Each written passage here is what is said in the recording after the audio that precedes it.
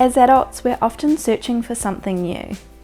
A new place to explore, a new recipe to try, a new activity to keep our children entertained. Somewhere along the way, we've come to believe that novelty is what makes childhood magical. But when I watch my son, I notice something very different. He doesn't ask for something new. He asks for the same story, the same bread to help make, the same little walk, and the same park. The same places we've visited so many times before. And every time he asks, I'm reminded that perhaps children experience the world in a completely different way to us.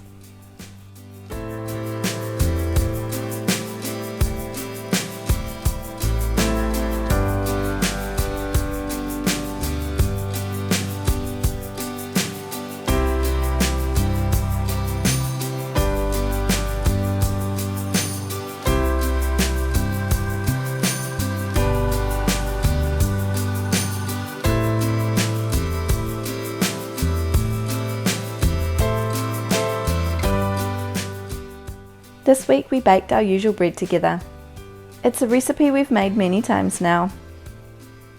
I already know the steps without thinking, but watching little hands stir the ingredients and carefully knead the dough, I realised that for him this isn't simply repeating something we've already done. It's another opportunity to understand, another chance to strengthen little hands, another moment of growing confidence. The movements become more familiar, the process begins to make sense. Each time he notices something he didn't notice before. Repetition isn't standing still, it's learning in slow motion.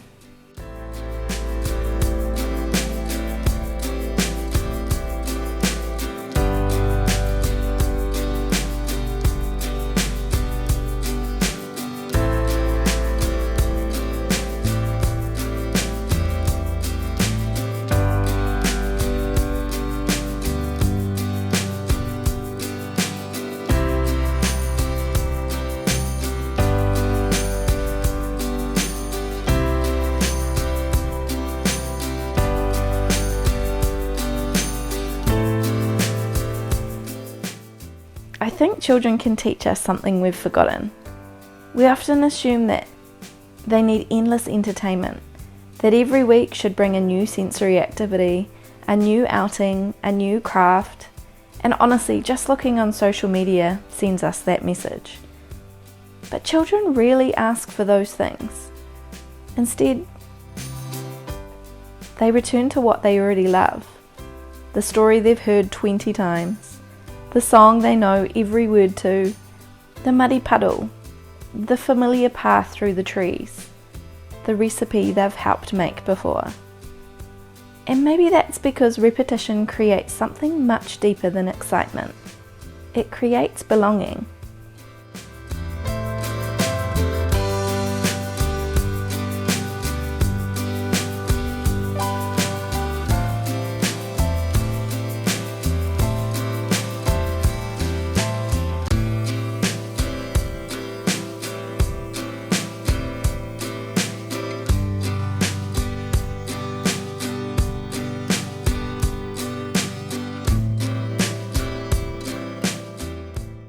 Our weeks have begun to develop little rhythms of their own. No strict schedules, no timetables, simply gentle landmarks. A baking day, a nature walk, a favourite story, time outside. Small things that return often enough to become familiar. I don't think my son remembers each individual Tuesday, or every loaf of bread we've baked. But I do think that those repeated moments are quietly building his understanding of home.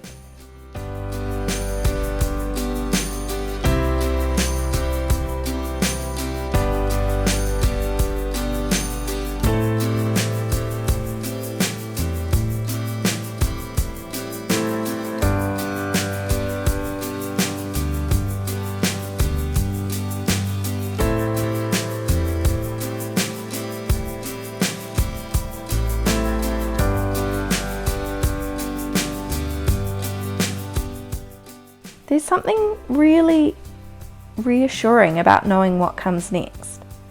As adults, we feel it too. Morning coffee, a favourite chair, walking the dog, calling a friend. These familiar rituals help us feel grounded. Children simply experience that even more deeply. Predictability gives them the confidence to explore. Because when the world feels safe, curiosity naturally follows.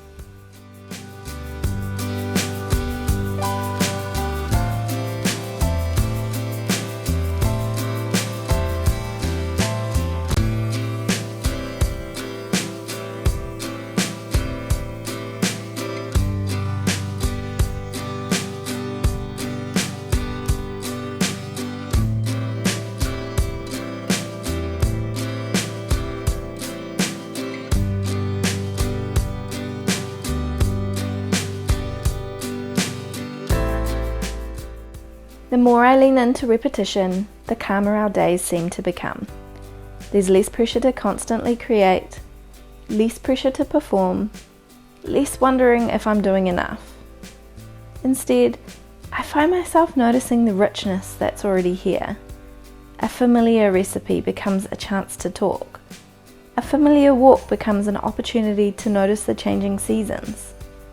The same story somehow reveals something new every time we read it. Nothing has changed, yet everything has.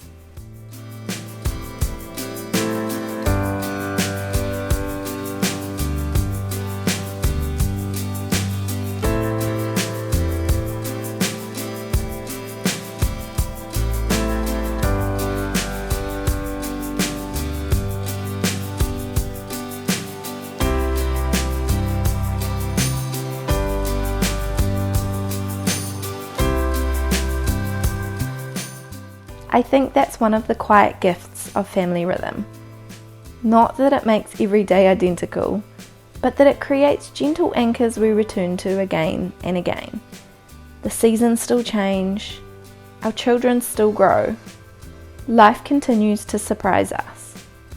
But those familiar threads help everything feel connected.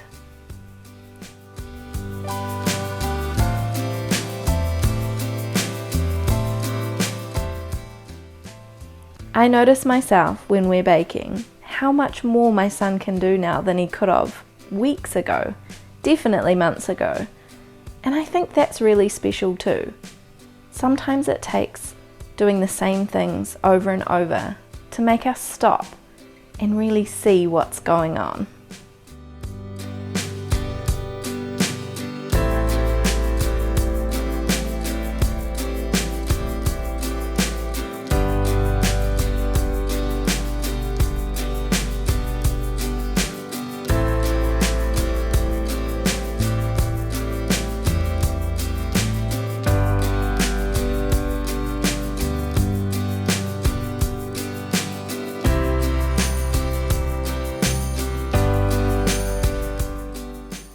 Perhaps childhood isn't built from extraordinary days.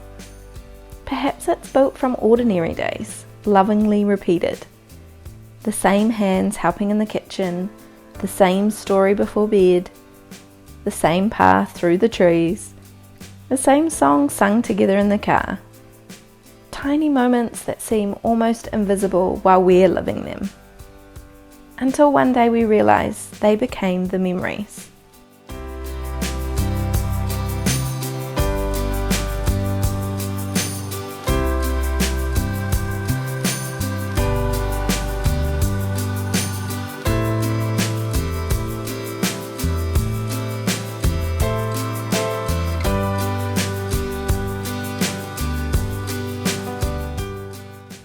If you've been feeling like you need to do more, plan more, create more, I hope this week reminds you that children often need less than we think.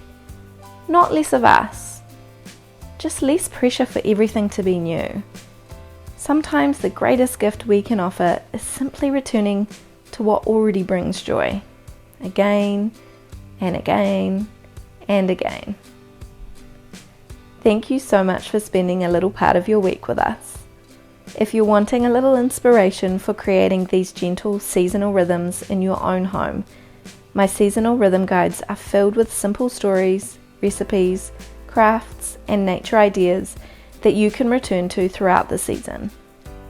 And if this video encouraged you today, I'd love to have you here each week as we continue exploring slow childhood, family rhythm, and the beauty of seasonal living together. I'll see you next week, friends.